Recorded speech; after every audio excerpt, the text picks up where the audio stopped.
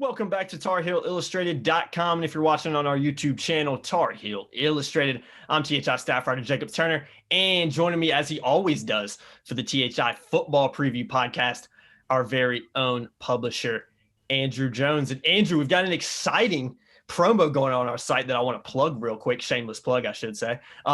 If anybody's wondering, a lot of people who are watching us on YouTube probably, and some of y'all haven't seen our website, TarHeelIllustrated.com.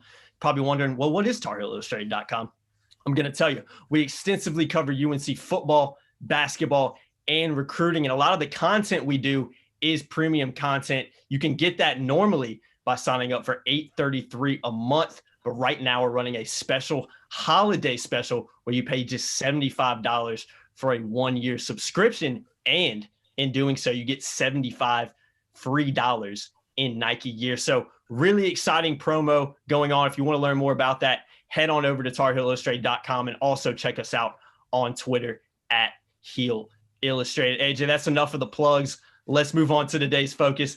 North Carolina, Notre Dame on Friday. Huge game, number 25 Tar Heels taking on the number 2 Fighting Irish. 3:30 p.m. kickoff in Kenan Stadium, nationally televised game on ABC.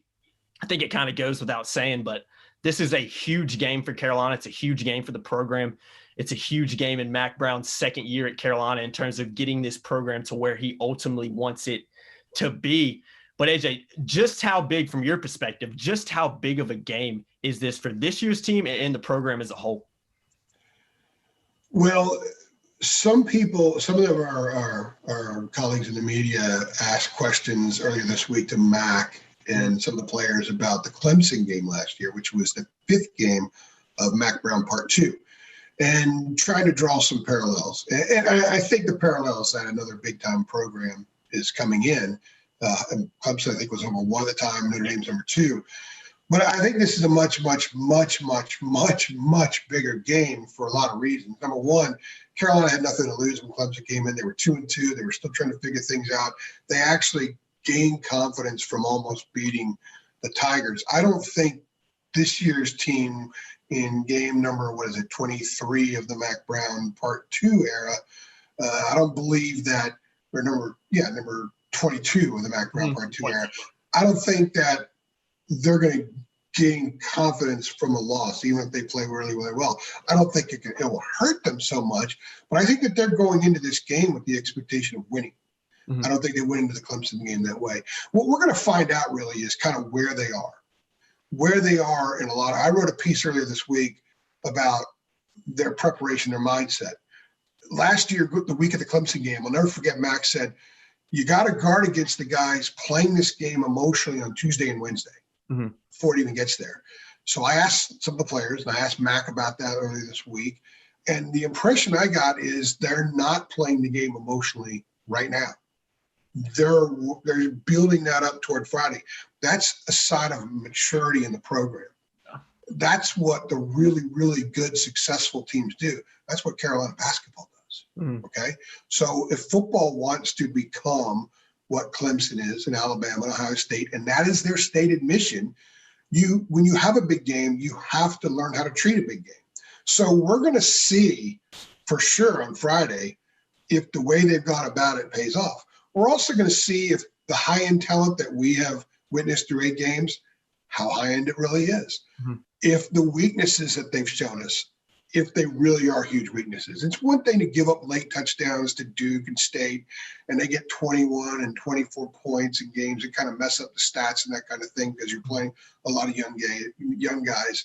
It's another thing to get just rolled on national TV in a big game when you should have all of your P's and Q's in order. So long answer to your question is we're going to learn a lot. This is going to be an education game for us as people who cover the team. It's going to be an education game for the staff. It's going to be an education game for the fans, but it's also a huge opportunity. This club was number 5 in the country 6 weeks ago. And I think the Mack factor and the Sam factor and the fact that some other teams weren't playing, people kind of built up Carolina into something more than it was.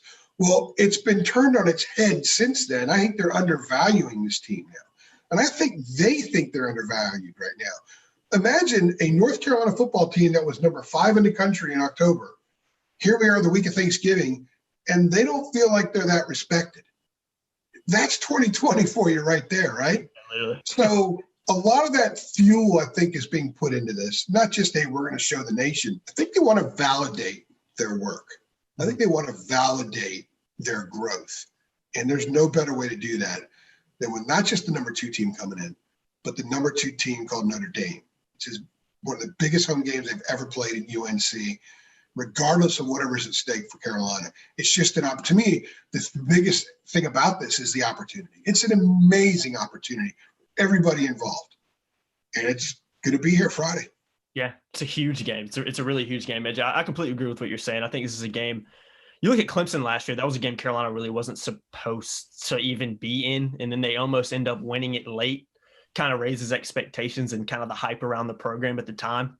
And just the belief is in the players as a whole. And now, you flip to this year where Carolina, the 2 losses have come against teams that they shouldn't have lost to. One was a nationally televised game against Florida State where, Carolina just didn't show up. So I do agree with the fact that, this game, Carolina's got a little bit higher expectation. If Carolina barely loses this game like they did against Clemson, not going to have as much of that feel-good factor as you may have gotten last year. So completely agree with what you said about that. What do you think a loss means for the trajectory of a program? Let's see Carolina, however it goes down on Friday, Carolina doesn't win. What do you think that means for the trajectory of this program? Because you had a great stat that I'm going to rattle off right now. If you look at Carolina historically against top 5 teams, they've got a 1-16 record at home.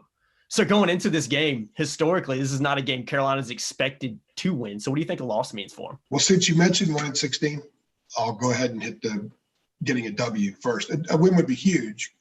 Depending on how they win, it could even be super huge. Mm-hmm. I think right now, this stage in Mac's second go-around, they'd like some validation. So far, if you look at the schedule, Virginia Tech, NC State, NC State's actually look like a pretty good win right now. Wins, yeah. But if you're talking about being national, about being nationally relevant, beating NC State or most ACC teams isn't going to get you there. So this is that opportunity. You beat Notre Dame, you spoil their season, maybe knock them out of the playoff or certainly put them in a situation where they have to take care of business to get to the ACC championship game, and which, by the way, is still a possibility for Carolina, but a lot of stuff has to happen. Mm-hmm. And, of course, winning Friday has to be number 1. So winning would be enormous for this program. Losing, and what's interesting is most of what I've heard from Carolina fans this week is, what happens if we lose is what they say. I'm quoting them. Because I think a lot of them are expecting a loss. So I think it really depends. I said earlier in this podcast that I don't think they gain a lot from a loss. I think they can lose a lot from a loss, depending on how it happens. If they get run out of the stadium, that's not on national TV with all the eyes on them and with this kind of opponent in town, then that would be a bad thing. That would obviously, I think it would put a little bit of a cloud over the program, but it may not happen. I don't want to get too deep into what could happen as far as like what would be the fallout if this happens or if that happens, because we got to only one thing will happen: the game itself. Mm-hmm. And our job is to allow the athletes and the coaches to dictate what we talk and write about. And then we lend some perspective to it. And we'll have plenty of perspective after this game, regardless of what happens. I do think Carolina can win this game. And at the end of this video, we'll kind of get into some of the things they need to do to win. I think it'll be a huge challenge. But I think the best thing to take away right now, as we're a day and a half or so from the game, is it's a huge opportunity. You don't get many opportunities like this very often that come along. Mm-hmm. When you look at the schedule this year, there were no opportunities like this. They had one with Auburn if the schedule would have been normal in pre-pandemic times, but this is bigger than that. It's number 2. It's the Golden Domers. They're coming in. UNC football has a chance to be big-time relevant for a day. So let's see if they can do it. Yeah, I love that. Golden Domers. I love that, man. I've never heard that before. I'm going to have to use that. The Golden Domers, that nickname you just gave me. I like that a lot. It's too bad they can't bring Touchdown Jesus and put it next to the bell tower. Can you imagine? Great. Touchdown Jesus is cool. Yeah, I can definitely imagine it. But yeah, it's a big game. It's a huge game for Carolina, and coming out and getting blown out is worst case scenario. But I personally don't see that happen. I think most Carolina fans don't see that happen as well. But when you're playing the number 2 team in the country, things can happen. I mean, they're Jacob, when a lot of people ask me, what excites you about what you do for a living? Because I don't root for the teams that we cover. These The only kind team I root for in sports are the Baltimore Orioles, and that's been a fruitless venture for many, many years. of So for me, I want to learn about the teams I cover. Mhm. Like the basketball team is going to be fascinating because there are going to be thousands of storylines, right? The football team, to me, some of the games they played recently, yeah, there's been intrigue because you want to see if the defense can play a little bit better. Watching Sam perform and improve, throwing over the middle, all that kind of stuff is fun. It's enjoyable. But a game like this, a lot of questions that people are wondering could be answered. Could be answered, yeah. And certainly the trajectory of the program could take a giant step forward with a win and with here's that guy who won a national title at Texas and then had Carolina in the top 10 before. Here's him doing that thing again. Max made a ton of progress. There's been so many positives about UNC football since he's come back. But this is kind of one of those put-up games. I don't want to say put up or shut up because they're not at the shut-up point. But this is an opportunity to show everybody, yes, we've taken massive steps forward from where this program was 2 years ago. It's not just in the bells and whistles. It's not just in, how we change uniforms every week. It's not just in how we handle press conferences. It's not just in all these other things, even in recruiting. This is literal stuff happening on the field. It's happening on both sides of the ball and on special teams. Mm-hmm. And that's the cool thing about Friday. That's what excites me. I get to learn about where this group is as a team and learn about where the staff and program are. Yeah, that's what excites me.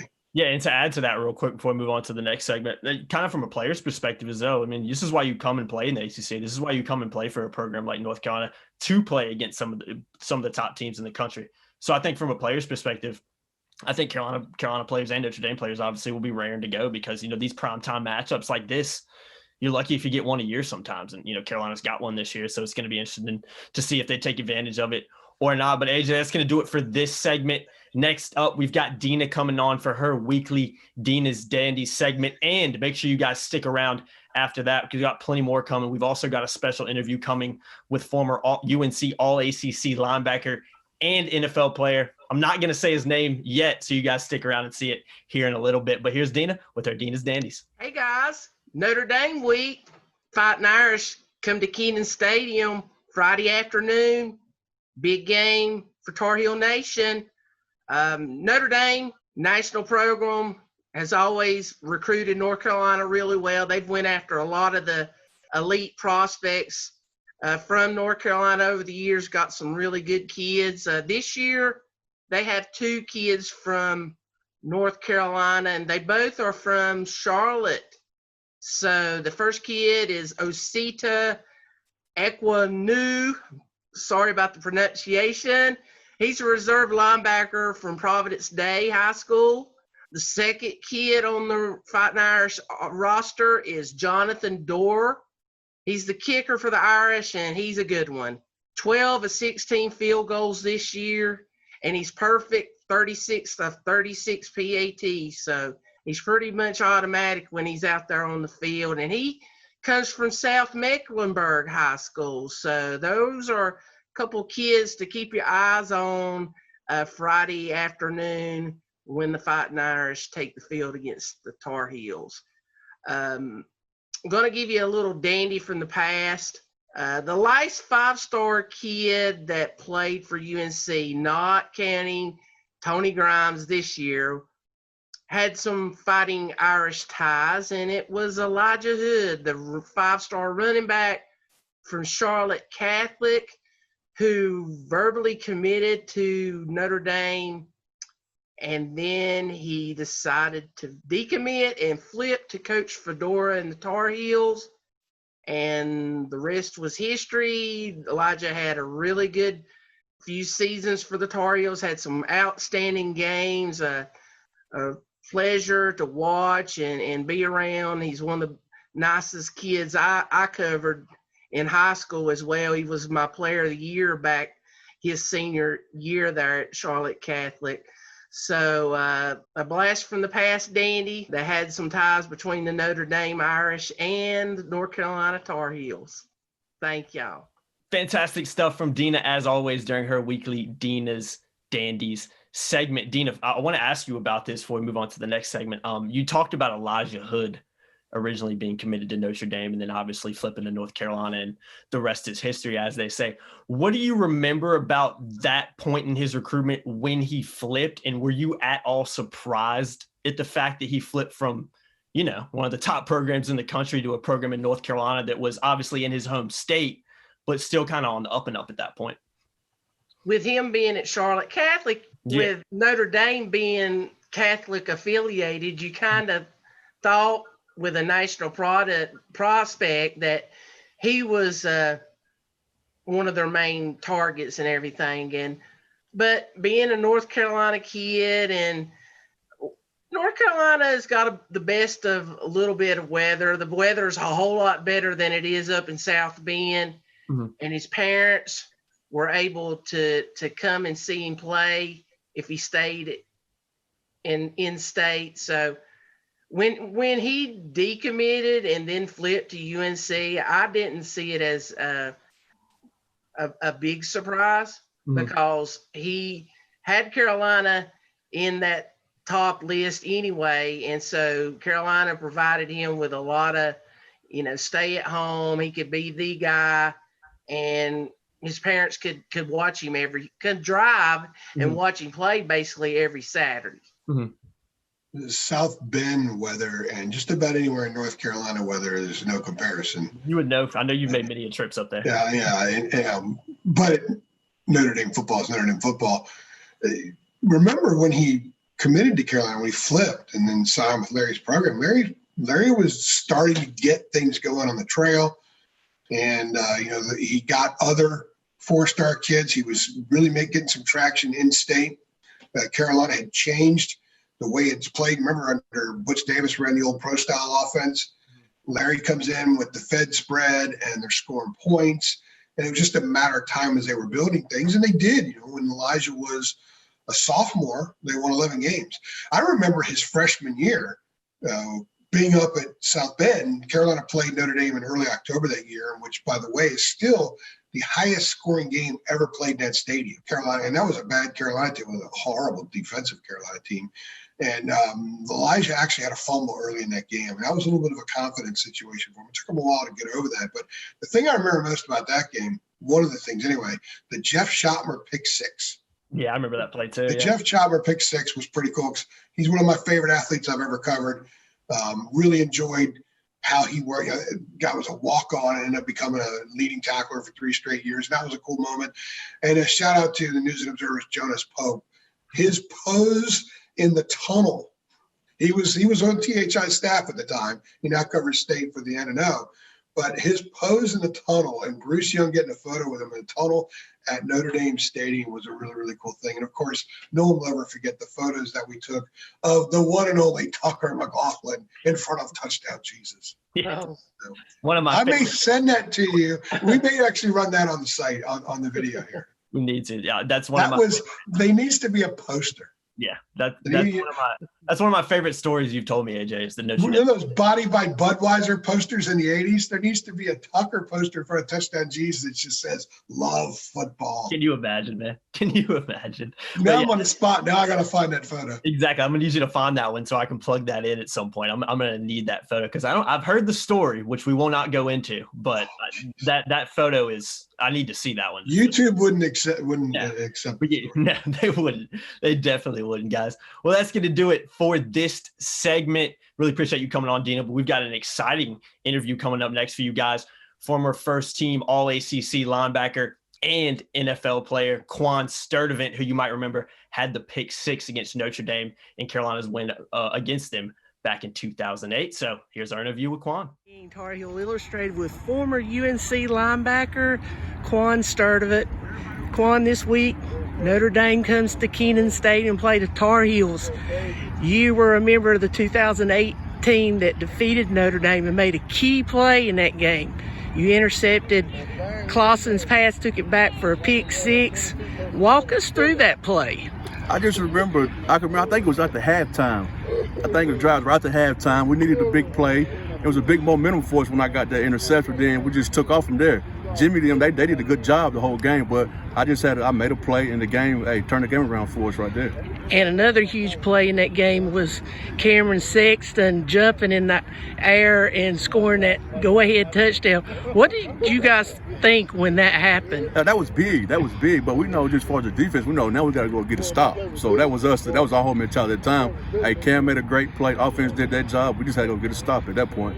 Well, with Notre Dame, the tradition coming to Chapel Hill, what was it like knowing a team like that was coming to Keenan and you guys were on a national stage? It was definitely a big time game. I think it was a 3:30 game, ABC. It was definitely a big game playing against Notre Dame. So, but we knew we had a chance though. We had to go out there and do what we do, and we did that, and we got to win. So it's definitely a big game next week. So looking forward to it. Well, speaking of the current Tar Heels, what's your opinion of them? They're borderline ranked. They were up in the top 5 earlier this year. Had a couple losses. What's your thoughts on the team this year? I think they're doing good. I mean, this is Coach Brown's second year there, so I think he's starting to get stuff where he want to get it at. But we just got to, I mean, you know, football, it's all about players, though. And now we got some players out there to be able to do what they want to do out there. And I'm a defensive guy, so, hey, we got to play good defense. I'm going to say that. We got to play good defense, period. Because offensively, we can score with anybody in the country. We got to play good defense. Great interview there, Deana, with Quan Sturdivant. I'm sure a lot of people are asking you, well, how did you get in contact with Quan Sturdivant? You know what I mean? Obviously, you've been working the Vito regional combines across the state. You guys have been doing a really good job of that, giving high school players a platform right now to get out there and work out and get noticed by college coaches with high school football, obviously not going on in the state right now. Quan is the linebackers coach, and there's also a former North Carolina running back, Ryan Houston, who's the running backs coach for the camp as well. Deana, what has it kind of been like working close with Quan? Obviously, he's a guy that was a big-time player at Carolina. I've had a few seasons in the NFL as well. What has it kind of been like working alongside him over the past few months, especially? I've known Quan several years because he's one of the original coaches that with the VTO sports group. Mm-hmm. So, like you said, he coaches the linebackers, and he's seen a lot of great kids. He's tried to help them, and it's just been great with our showcase series. Being involved with those and so, like you said, some of the other former Carolina players, Ryan Houston, Terry Shankle, mm-hmm. Alric Mullins, Travis Bond. So it's just been really good, and the ultimate goal was to help some of these high school football players that have been kind of limited on what they can do due to this COVID issue. Yeah, you guys have done a great job with that VTO camp. And, you know, I know you guys just had your last one in Raleigh, which I was at. So that was a really cool event and really enjoyed that. Before I move on to a question for AJ, I want to ask you one more thing. What is he like as a coach, Deana? I'm curious. Is he in your face kind of guy? Is he high energy? No, because he seems kind of I mean, he's not. I think all of the VTO coaches, they're not. They're vocal, but they're not. I've seen at other camps, some of the coaches really get after them. Mm-hmm. They're more like they just encourage them. Yeah. You know, they're teaching. Mm-hmm. Their biggest thing is teaching. Mm-hmm. So, but you know, this year, Quan's he's like I said, linebacker coach. He's gotten to coach and teach rah-rah. Yeah. At a couple of the combines. So. He's talked about rah-rah. He likes rah-rah. Mm-hmm. Heck, the whole VTO staff likes rah-rah. Everybody likes rah-rah. Who doesn't? Rah-rah's a show. Mm-hmm. Yeah. Absolutely. It was pretty cool. If you have a name like rah-rah, you gotta be a show. 100%. It was pretty cool to see Ryan Houston working with UNC commit Caleb Hood, who's working with the running backs last Saturday. That was really cool as well. AJ, I want to ask you one quick question before we move on to the next segment. You were obviously at that Notre Dame and covered it, the Notre Dame game back in 2008 at Kenan Stadium. What do you remember about that game as a whole and from the pick six? Because I mean, that pick six was really one of the biggest factors in Carolina ultimately coming out on top. Well, it was early in the third quarter, and it just sort of pushed Carolina over the top in the sense that Carolina thought they could win, and then when he made that pick six and scored, you're like, okay, well, it was off Jimmy Clausen too, by the way. All of our Panther fans might remember the wonderful career he had with the Panthers. In fact, he was with the Panthers, I think, when I covered them some too. It was a huge play. It was one of the loudest I've ever heard at Kenan Stadium. It was an electrifying night.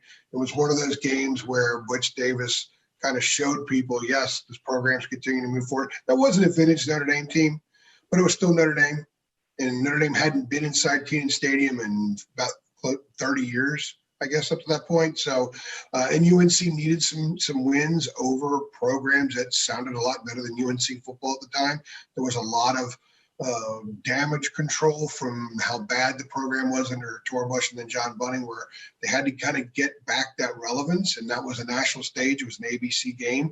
And what I do remember also is the Cam Sexton touchdown, which I think we have an image of we're going to run. Just Cam Sexton from Scotland County, Scotland High School, my wife's high school. So she kind of was thrilled that Cam Sexton had that big score in that game. So it was a big day for Carolina football because you haven't had a whole lot of those moments where UNC brings in a national name, the place is full, and the Tar Heels win a football game. And I think it was just a physical game. It was a real football game. And up to that point, there hadn't been many of those in Chapel Hill since Mack had left. And that was 11 years after Mack left. Mm-hmm. And Quan's interception was really the standout play. It was the highlight play. It was when you realized, okay, Carolina's probably going to win this game, or at least in great shape to win the game. Yeah, absolutely. I think I wasn't at that game, but I think my dad and maybe my uncle were at that game. And I remember them telling me just how cool of an experience it was and how it was kind of one of the best atmospheres, they've seen in Kenan Stadium in a long time. So, yeah, but I do remember a lot about that game. And I definitely remember Quan Sturdivant's interception was a huge game changer for the Tar Heels. Well, that's going to do it for us in this segment, Dean. I know you got to run. I know you got bigger fish to fry. I know you got plenty of other important things to be doing right now. So she's got to go roll in that high rent district with the former Tar Heels. Exactly. Yeah, she's working with all the former Tar Heels, putting us to shame over here. But Deana, thanks for coming on as always. Make sure you guys stick around. See you, Miss King. We got our matchup preview coming up next. Thanks, Deana. All right, AJ, last thing I want to ask you before we wrap up this podcast. What does Carolina need to do to beat Notre Dame on Friday? And the big question, say the big question for last. So they need to – I'm going to give you the most obvious answer anyone could ever give to this question. They must play very well. Mm-hmm. The things that have hurt them at times this year cannot hurt them. They can't afford special teams mistakes, the obvious stuff. Now, I think maybe the best way to look at this, Jacob, since Notre Dame does so many things well, and Carolina has to play as well as it's played all year in so many facets of the game to have a chance to win. There are some areas of Notre Dame's defense, especially, Carolina might be able to exploit. Mm-hmm. A couple of things. First of all, Notre Dame is going to start a true freshman at one of the corners. And you got Sam Howell, you got Deana, you got Daz. Bo Corral's probably be back. When they say he's been a game-time decision for a couple weeks. Game-time decision for Wake, and they still say he's a game-time decision. My guess is, knowing the competitor that Bo is, he's going to be back. He's going to want to play in this game, want to be on the stage. So I expect he'll be out there. Mm-hmm. And so Carolina could have some opportunities in the passing game. Notre Dame has given up 27 passes this season, 20 ball thrown, 20 or more yards downfield. It's a lot. Yeah, it is. And what is one thing Carolina does very well? Throw the ball down the field. Mm-hmm. Sam is one of the top quarterbacks in the country for completing passes 15 yards downfield and more. It's what he does well. And if the running game is good enough, it's going to open that stuff up. Now, the running game is going to be the big question. Carolina might have the best running back duo in the nation, and the offensive line does a very good job in run blocking. The tight ends do a good job. Garrett Wilson's a phenomenal run blocker. The wide receivers do a good job in run blocking. They're very good in the second level. But they've got to be really good up front, and that's going to be a challenge. So that passing game stuff, if it complements a good running game, Carolina's got a great chance to win. Mm-hmm. If you end up having to rely on just Sam chucking it the whole game and the running game's not really there, I think Carolina's going to have a much, much more difficult time at getting a victory. Now, on the flip side, Jacob, Notre Dame, really good, really efficient offense, but two starters on the line are going to be out. Yes, one of them had an emergency appendectomy. Oh, wow. That sounds – I knew someone who had one time, and it sounded a lot scarier than it really was, but still, now emergency appendectomy for a big offensive lineman, he's not going to play. Mm-hmm. So I don't know much, really anything about their depth behind those two guys. But they are the number 2 team in the country for a reason.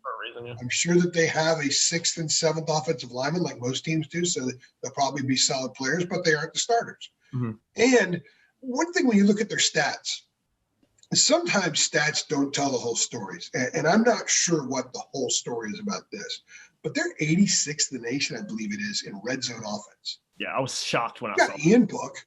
You've got big receivers. You've got for the fades. You've got that experienced offensive line. I don't really know what's gone wrong there. Maybe they've turned it over a few times. Maybe they had a couple of fourth downs that didn't work when they went for it. Maybe some of those fourth downs that didn't work were late in the game. And they took a knee, and that stuff can skew the stats. Mm-hmm. But when you're getting ready to face the number 2 team in the country, and the team you cover has to find, you have to look at ways they might have a chance to have an advantage in a game like this. You have to pick out something like that. There aren't many, to be honest with you. This is a really good team. I know that some people on our staff said in August and September, Notre Dame's always a fraud. They're always overrated. They just have that helmet and the 23.8 karat gold flakes or whatever it is. They got Rudy and Rockney and all that kind of stuff. This is a really, really good team. Did you see what they did to Clemson's running game? Mm-hmm. Okay, they moved the ball against that defense. I know Clemson was missing some guys, but Clemson, they don't rebuild, they reload. Mm-hmm. This is a really good team. Carolina's going to have to play the best it's played in Mac Brown era part 2 in order to have a chance to win this game. Yeah, I was going to say, I think it's a situation. I agree that, I mean, obviously Carolina has to play well to win, but Carolina can play very well and very feasibly still lose that game. Would you lose this game? Would you agree with that, AJ?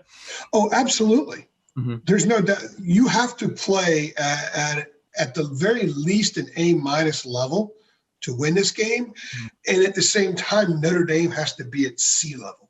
Yeah, can't be A level. No. C+ in order for your A- at home to beat them. I do think you got to have great players to win a game like this. You got to have some pros. Carolina has some pros. Mm-hmm. Sam's a pro. Javonte Williams is a pro. Michael Carter's a pro. Deana Brown's a pro. Garrett Walston's a pro. On the offensive line, Azudu, Tucker. Azudu's a pro. Tucker's probably a pro. McKeithen could be a pro. Brian Anderson should be back this week as well. So you have him at center instead of Kieran Johnson, who played very well against Wake, but he's not Brian Anderson. Mm-hmm. So you got pros on offense, not as many pros on defense. A lot of young guys on special teams. Carolina has to play at a much, much higher level than it has on defense and on special teams in order to win this game. I think the offense will probably be okay. I think they'll run the ball okay, maybe well enough. If you're looking for a number, I was asked the other day how many yards Carolina has to rush for in order to win this game. And I said, well, I don't know if it's the total number as it is when they get those yards. When they get closer to the goal line, they got to be able to get something in the ground game. They got to be able to convert it to short yardage situations. But since I was asked the question and people are now wondering, I would say 130 to 150 yards at the very minimum. They need to get on the ground. They have a chance to win this game. Then if Sam's at 270 to 325, it's probably going to take about 500 yards, close to 500 yards to win this game. Mm-hmm. Probably going to take about 40 points with Carolina's defense. Mm-hmm. We'll see. We'll see if they're ready for this. Yeah, absolutely. I mean, who knows how the game's going to end up? That remains to be seen. We'll have to wait till Friday evening to figure that one out. But I think one thing's for sure, you can't argue this. It's a huge game for Carolina. 3:30 p.m. kickoff, Kenan Stadium, nationally televised on ABC. So huge game for Carolina, and it's going to be fun. It's going to be a fun one to cover on Friday night, especially. And one other thing in closing is I know a lot of people are talking about how Carolina's going to have to stop Notre Dame. I don't think they're going to stop Notre Dame.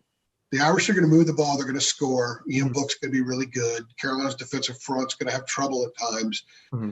If they can get some turnovers, and then if the offense is really good, if Carolina wins, they're not going to win 24-21. No way. They win this thing, it's going to be 43-40, something like that. Mm-hmm. So that's why I focus a little bit more on the offense. Yeah. To clarify. Yeah, absolutely. It's going to be a shootout, and I mean, those are the funnest games to watch. Well, if you're a neutral, I guess, but those are the funnest games to watch. Those high-scored ones. So we've seen our share this year. Oh man, have we seen our fair share? But that's going to do it for this edition, the Notre Dame edition of the THI Football Preview Podcast. As always, appreciate Deana coming on here earlier. Really enjoyed her interview with Quan Sturdivant as well, and as always, AJ, appreciate you taking the time out to do this with me as well. As always, guys. Responsibility. Yeah, exactly, man. You ain't got no choice. You ain't got no choice. Be sure to like it. Be sure to share this video. Be sure to subscribe to our channel, and be sure to check out TarHeelIllustrated.com. We'll see you guys in the next one. Thanks. Thanks.